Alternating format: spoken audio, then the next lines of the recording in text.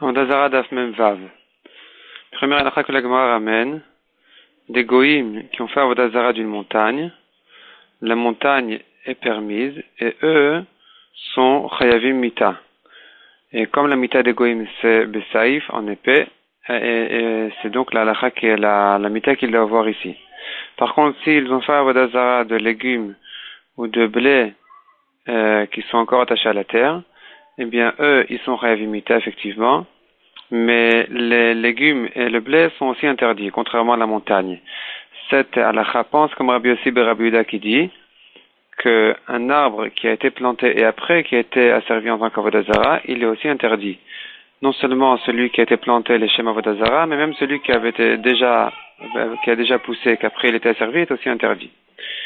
Ensuite, la Gemara passe à une she'ela concernant des pierres d'avalanche d'une montagne qui sont tombées d'elles-mêmes et après elles ont été asservies en tant qu'avodah zara. Est-ce qu'elles sont permises ou interdites? La Gemara ramène là-dessus une marloquette. Un avis pense que ces pierres-là sont permises puisqu'il n'y a pas eu une main humaine qui a été mêlée dans ces pierres-là. Elles n'ont pas été plantées comme un arbre d'avodah zara et donc puisque c'est tout nature, elles sont permises. On apprend cette halakha-là du fait que une bête qui a été asservie en tant qu'avodah zara, elle est permise. Non seulement une bête saine, mais même une bête qui a un moum, qui a un défaut, elle est aussi permise malgré qu'elle a eu un changement. Donc ici aussi, ces pierres-là qui ont eu un changement, qui ont été détachées de la montagne, sont aussi interdites. On apprend aussi d'une dîne de la montagne qui est permise quand il n'y a pas eu d'une montagne qui est permise quand elle est asservie en tant qu'avodah zara, puisqu'il n'y a pas eu de main humaine mêlée dans la création de cette montagne.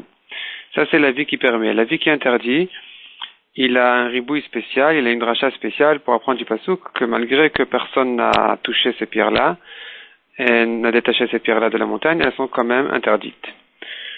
La Gemara ensuite ramène un safek à propos d'un œuf qui appartient à un juif qui a été dressé pour se prosterner devant lui. Est-ce que il est permis ou interdit? La Gemara explique le safek de deux manières. Soit le safek est dans un cas où le juif s'est prosterné devant l'œuf et le safek est le suivant. Est-ce qu'on considère que dresser l'œuf s'appelle un maasé? Et donc, il y a eu un maasé d'Adam, il y a eu une main humaine qui a été mêlée ici dans cet œuf-là. Et donc, l'œuf peut être interdit en tant qu'avodah zara, ou pas. Et selon ce safek-là, on penserait que si l'homme n'a pas touché l'œuf et tout de suite est prosterné devant lui, l'œuf est permis.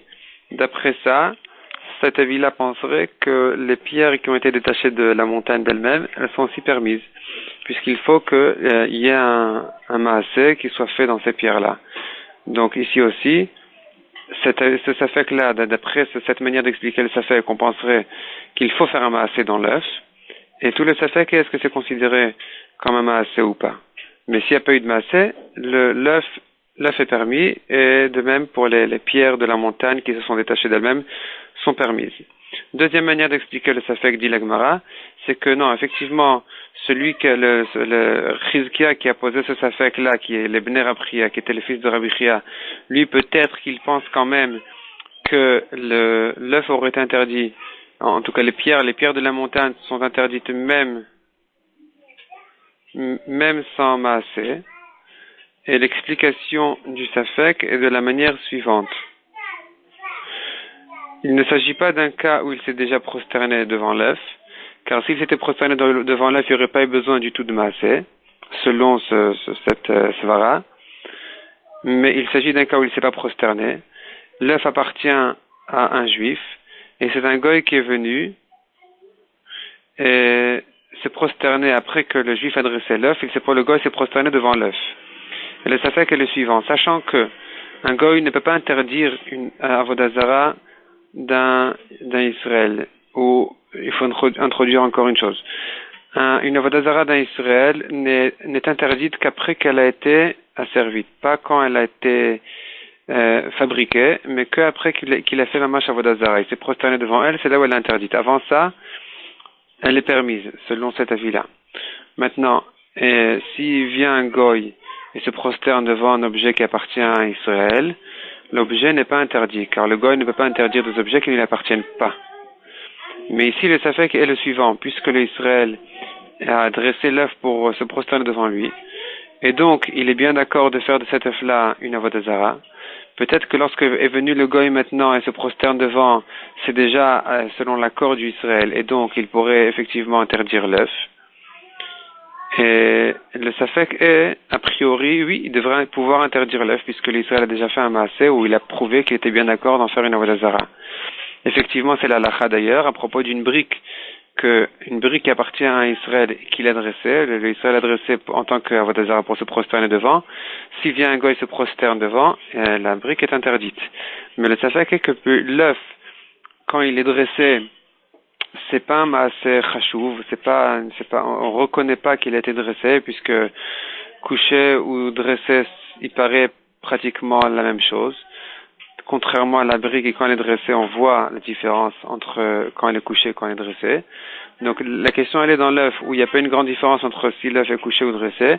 Est-ce qu'on considère ça, le fait qu'il est dressé, l'œuf pour se prosterner devant, comme un assez suffisant pour dire que si vient un goy maintenant se prosterne devant, le goy peut interdire l'œuf du juif, ou bien on dit que c'est pas un assez suffisant, et donc même si le goy viendrait se prosterner devant l'œuf n'est pas, puisqu'il ne lui appartient pas, il n'est pas encore interdit. Ça c'est le safek d'après la deuxième explication du safek. Troisième sujet du daf, celui qui se prosterne devant une montagne. Est-ce que les pierres de cette montagne-là sont permises au misbéach? Donc on a déjà vu que pour un homme simple, tout ce qui est mechoubar, tout ce qui est attaché à la terre est permis, même si on se prosterne devant. La question elle est pour le misbéach. Le misbéach c'est pour Hachem, ça fait partie du Beth Amikdash. Et donc, est-ce que c'est interdit? C'est peut-être plus chamour et ça serait peut-être interdit ou pas. La Gemara partage ce safek en deux en disant, premier safek, en tant que korban déjà, est-ce que quelque chose qui a été attaché à la terre, qui a été asservi en tant qu'avodah zara est interdit ou pas? Et même si on considère que c'est interdit, le misbéach n'est pas un korban. Le misbéach ne fait que approcher n'est là que pour sacrifier le korban sur lui. Donc peut-être que lui serait permis ou non, il est aussi interdit. Voici le safek de la Gemara. La Gemara, là-dessus, ramène deux manières de drashot. Une manière de drasha où la halakha sortirait que, un kal vachomer sortirait que c'est assour, et un deuxième kal vachomer selon une autre manière de voir les choses. La halakha sortirait que ces pierres-là de cette montagne-là sont interdites au misbéach. Donc je m'explique. La manière du Kal Vachomer de dire que les pierres du misbéach sont permises, les pierres de cette montagne-là sont permises au misbéach, c'est de dire comme ça. En fait, la Gemara elle compare deux sujets, deux halachot. Nous avons le etnan. Etnan, c'est le salaire le cadeau qui a été payé à la zona. Cette chose-là, ça peut être n'importe quoi, ça peut être de l'argent, mais ça pourrait être aussi une bête. Et cette bête-là est permise à un homme simple. Elle n'est pas interdite en tant comme une avodah zara. Mais, en tant que korban, c'est interdit. Ici, la Torah n'a pas précisé s'il s'agit de quelque chose attaché à la terre, ou quelque chose détaché de la terre, ou même attaché. Donc, a priori, on comprendrait du pasuk que même si c'est encore attaché à la terre, le etnan est interdit en tant que korban.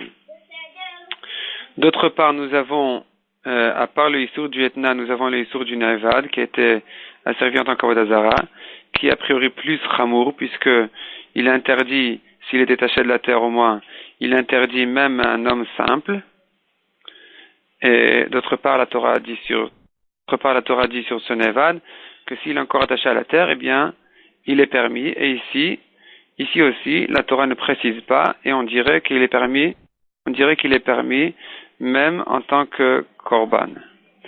Donc, nous avons deux manières maintenant de faire le Kal Vachomer. Soit on dit que si déjà le Etnan qui est permis à un homme simple est interdit au Mizbeach a priori, même s'il est attaché à la terre, le Nevad qui est plus Chamour, la Vodazara qui est plus Chamour, car elle est interdite à un homme, même un homme simple, Kal Vachomer, que si on veut l'utiliser pour Korban, ce serait interdit même si c'est encore attaché à la terre. De la même manière que dans le Etnan, la Torah n'a pas fait de différence, et que même si c'est encore attaché à la terre, c'est interdit, c'est pas sous au Korban. Ça, c'est une manière de Kal Vachomer, les Kula. Deuxième manière de Kal Vachomer, c'est de dire à l'inverse. C'est de dire que non, peut-être que si la Torah a dit à propos du Neva de la Vodazara, la Torah dit que quand c'est attaché à la terre, c'est permis. A priori, même en tant que Korban, Kal Vachomer que le Etnan serait permis s'il est encore attaché à la terre, même en tant que Korban. Donc nous avons ici deux manières de Kal Vachomer, soit pour permettre tout ce qui est attaché à la terre, aussi bien dans Etnan que dans la Vodazara, même au Korban, soit de permettre les deux au Korban, soit d'interdire les deux au Korban. La Gemara elle dit, si on a le choix entre deux Kal Vachomer, soit d'apprendre le Kal Vachomer les Kula, soit le Chumra, le principe dit qu'il faut l'apprendre le Chumra et donc tout interdire au Mizbeach. Donc aussi bien le Etnan serait interdit au Mizbeach même quand il est attaché à la terre puisque la Torah n'a pas fait de différence. Kal Vachomer à la Vodazara, que malgré qu'elle est encore attachée à la terre, elle devrait être pasoul le Mizbeach. Ensuite, la Gemara objecte un peu ce principe-là. En amenant un Kal Vachomer, on apprend la Kula. On aurait pu faire un Kal Vachomer la Chumra, mais on le dit la Kula. À propos du Korban Pesach, où Rabbi Akiva a voulu dire que si un homme est tamé, eh bien, on ne lui fait pas la Za'a de Para Adouma. On ne lui asperge pas de la cendre de la Para Adouma pour le purifier pour qu'il puisse faire le Korban Pesach. Et Kal Vachomer, pendant Shabbat. Donc, pendant Shabbat, si le 7e jour de sa Tahara tombe Shabbat, il faudrait lui asperger de cette cendre-là, puisqu'il y a un sourd de Rabbanan de le faire Shabbat, donc il perdra son Korban Pesach, de manière à ne pas transgresser ce sourd de Rabbanan, de le purifier pendant Shabbat. Et Rabbi Akiva vient dire Kal Vachomer qu'on ne peut pas faire la shrita du Korban Pesach pendant Shabbat. Donc ici on a un Kal Vachomer qui vient la Kula, alors qu'il aurait dû dire le contraire Rabbi Akiva, que si déjà on peut faire la shrita pendant Shabbat, la Chumra, donc de le rendre chayav de Korban Pesach, Kal Vachomer qu'on devrait lui faire la Haza pour le purifier, pour le rendre chayav de Korban Pesach, la Chumra. Or, Rabbi Akiva dit l'inverse. Il dit que que si déjà on peut le rendre pas tour de Korban Pesach, et de ne pas lui faire la Haza, Kal Vachomer qu'on ne lui fait pas la Shrita pendant Pesach, et qu'il est la Shrita du Pesach pendant Shabbat, et que donc il est pas tour.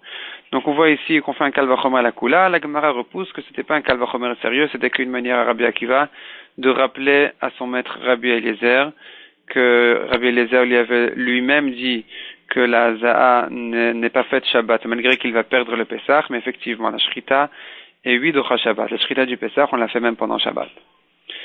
Quatrième sujet du DAF, celui qui se prosterne devant du blé, devant du blé qui est encore attaché à la terre. Est-ce que ce blé-là est permis ensuite, sa farine, est-ce qu'elle est permise en tant que Korban Mincha? La Gemara ramène la preuve d'une halakha qui dit que si une bête